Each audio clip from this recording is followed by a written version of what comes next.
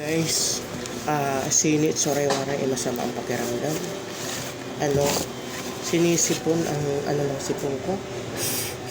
Tubig. Kasi sobra talagang init dito sa pwesto ko. Tapos kapon, namili ako sa latex. Tapos pagdating na ligo, grabe init. Buti na lang mga guys, may ganito ako lagi. May ganito ako laging stock dito sa bahay. Hindi talaga ako nagpapawala dito kasi pang first aid ko to. Hindi talaga ako mahilig magpa-doktor kasi sa doktor, bukod sa magastos, makabala pa sa kabalik-balik. Dito sa First Beta Plus, guys, ganito lang. Isang sachet, 50 pesos. Ganito lang. Maligam-gam na tubig. Ito talaga ang pag-first aid ko mga guys. Salamat. Sino hindi magkakasakit dito mga guys, kaya gusto ko na talaga umuwi sa summer. Sobrang talagang init. Hindi ako masakitin pero sa sobrang init ng sa ulo, pati yung upuan, mainit. Mga guys, ito talaga yung number 1 talaga ito na ito ang First Beta Plus life ko.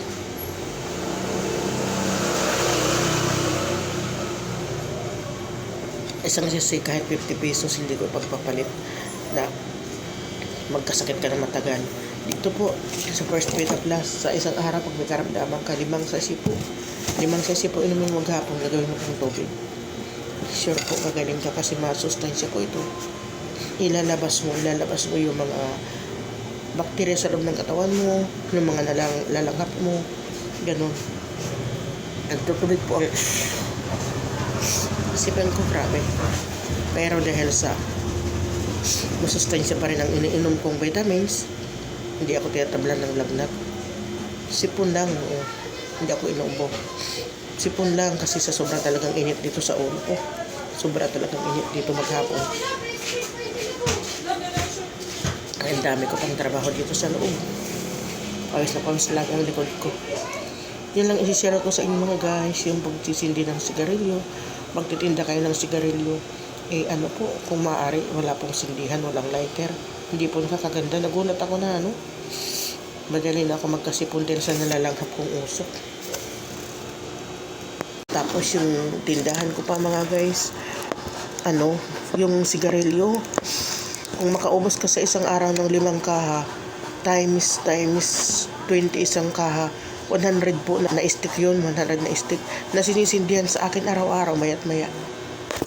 Ito mga guys, ay ng sigarilyo. Yan, 6 na klase. At saka sa Marlboro, 4 na kulay. 4 na kulay sa Marlboro. Yan.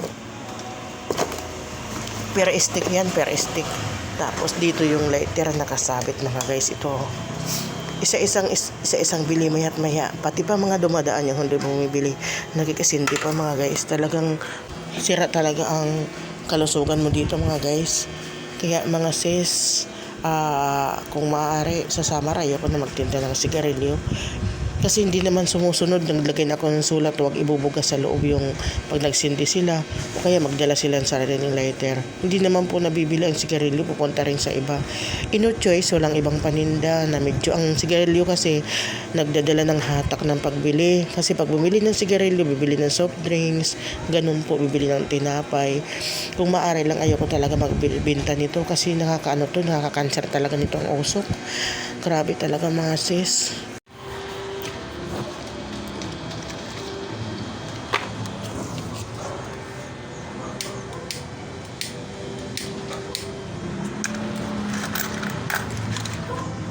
Basic black.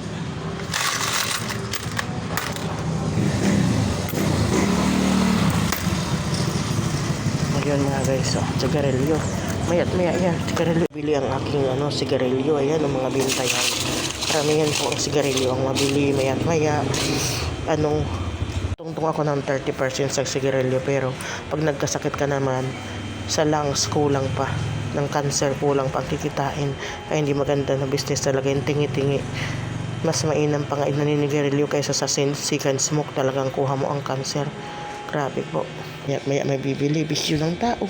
Basta bisyo talaga kahit mahal. Isipin mo Marlboro, 10 piso binta ko. Kasi pag 9, nasa ka lang, 12% ka lang. Kaya tungtong ako ng 30%, 10 pesos ang binta ko. Kaya ayoko na magbenta nito. Tama na.